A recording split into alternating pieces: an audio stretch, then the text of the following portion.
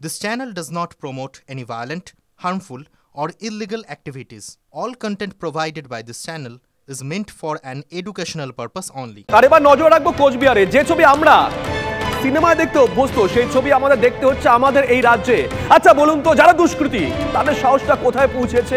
চলন্ত বাসে উঠে গুলি চালাচ্ছে, তারা ছিনতাই করছে।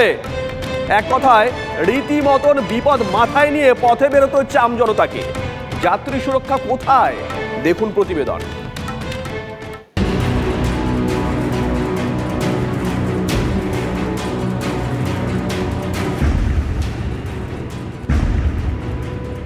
ঘোকসাডাঙ্গা থানা এলাকায় নবদ্বীপ থেকে কোচবিহারগামী বাসটিকে দাঁড় করায় দুষ্কৃতীরা।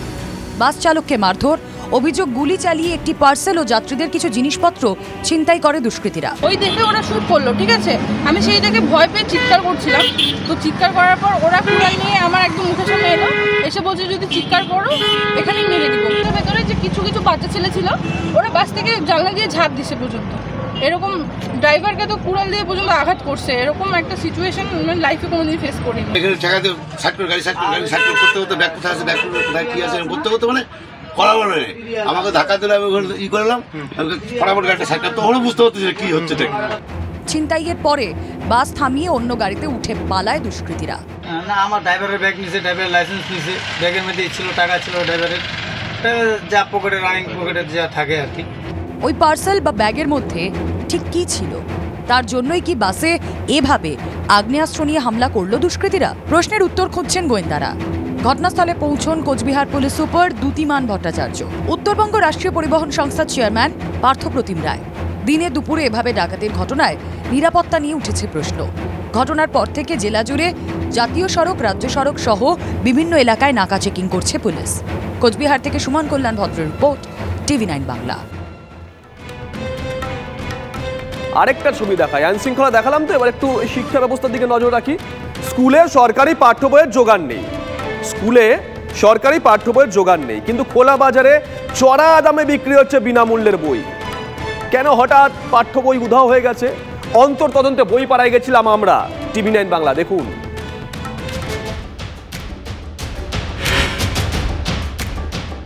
সিলেবাসে অনেক বদল এসেছে। সরকারি স্কুলগুলিতে নতুন শিক্ষাবর্ষে ক্লাসও চলছে পুরোদমে। হঠাৎ করে একাদশ শ্রেণীর পাঠ্য বই নিয়ে সম্প্রতি টানাটানি শুরু হয়েছে। এই সংকটে অনেক ক্ষেত্রেই বাধ্য হয়ে PDF এর আশ্রয় নিতে হচ্ছে পড়ুয়াদের। কিন্তু কেন হঠাৎ উধাও পাঠ্য বই? অন্তর্তদন্ত শুরু করে TV9 বাংলা।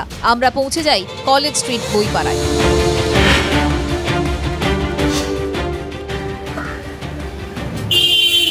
এটা 11-এরটা তো? হ্যাঁ। এটার দাম কত?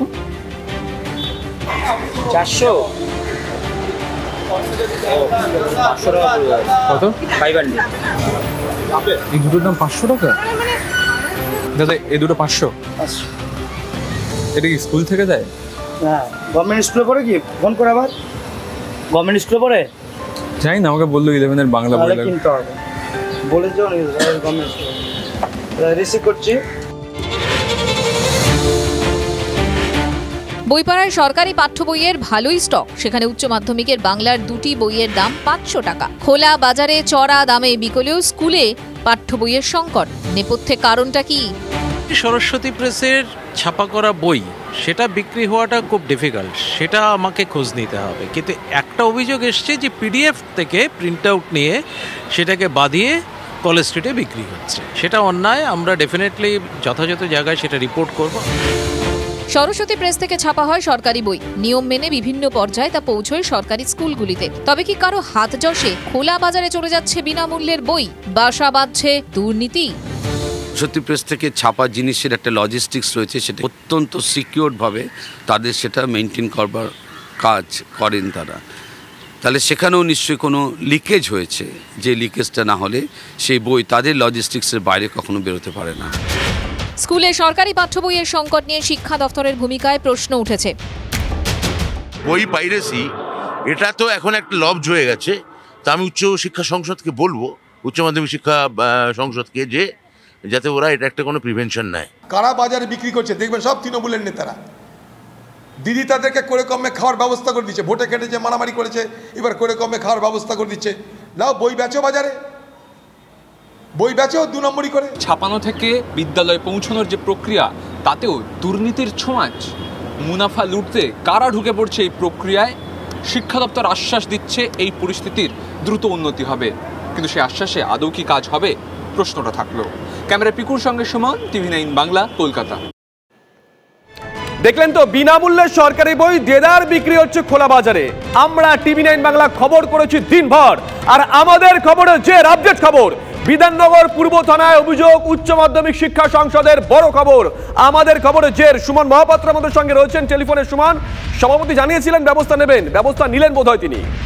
দেখো, কিছুক্ষণ আগে একটা জিডি দায়ের হয়েছে বিধাননগর পূর্ব থানায়, যেখানে পরিষ্কার করে বলা হয়েছে বাংলা বই যেটা বিনামূল্যে দেওয়ার কথা, সেই বই 500 টাকার বিনিময়ে কলেজ স্ট্রিটে বিক্রি হচ্ছে। যেমনটা আমরা খবর করেছিলাম, সেই খবরের উপর ভিত্তি করেই মূলত এই জিডি এবং অভিযোগ দায়ের করে বলা হয়েছে দ্রুত ব্যবস্থা নিতে এবং দ্রুত তাদেরকে সরিয়ে ফেলতে হবে, বইগুলোকে ফ্রিজ করার কথা বলা হয়েছে।